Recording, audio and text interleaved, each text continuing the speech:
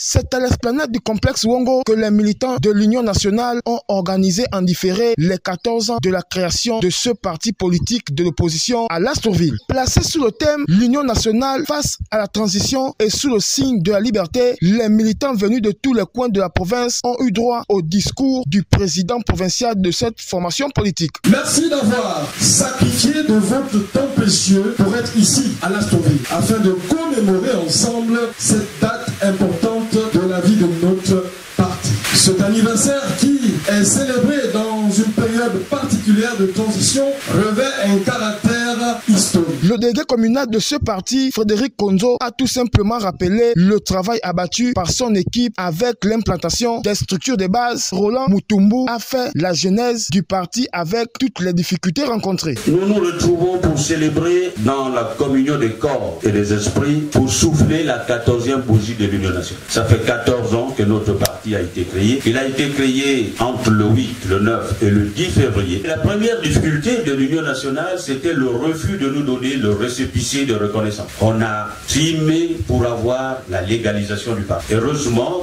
que ce parti était constitué des hommes forts et qui n'ont pas lâché. À la dernière minute, nous avons saisi les organismes internationaux. On a écrit à l'UNESCO, on a écrit à l'ONU.